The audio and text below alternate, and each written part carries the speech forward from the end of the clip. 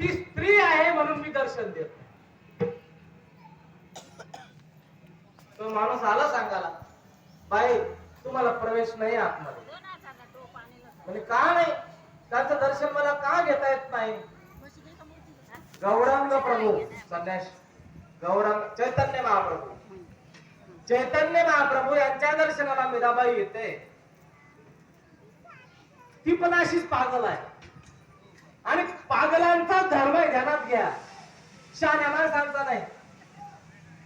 शहाण्या माणसं त्याच्यात कुचळ काय करतात? सप्ताह का मग जे पैसे वर्गणी जमा करत असतील, मग अर्धे खाऊन घेत असतील. शहाण्या माणसं असं गणित करतात. ह्या 150 शहाण्यांचा धर्मच नाही, वेड्यांचा धर्म आहे. लकीरें तो हमारी भी खास है, लकीरें तो, हे कोण म्हणतो? फकीर म्हणतो, लकीरें तो हमारे भी खास है, हम कृष्ण के दास है. शहाणे माणसांना तो वेडेपणा वाटल. अरे फकीरा, तुला खायला भाकर नाही, तुला खायला भाकर नाही, आणि तू म्हणतो की लकीरें तो हमारी भी खास है. आणि म्हणून मीराबाईचं उत्तर ऐका काय त्या शब्दावर. मीराबाई म्हणते, त्या वृंदावनामध्ये फक्त एकच पुरुष आहे, बाकी तर कोणीच पुरुष नाही. या वृंदावनामध्ये पूर्ण पुरुषोत्तम, पूर्ण पुरुष फक्त माझा गोपाल कृष्ण आहे. सांगा चैतन्य महाप्रभूला जाऊन मीराबाई काय म्हटली.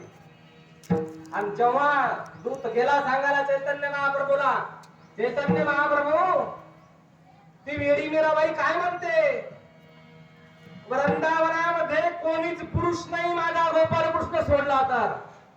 चैतन्य महाप्रभू जागेवर आला, ठिकाण्यावर, एका सेकंदामध्ये जमिनीवर आला.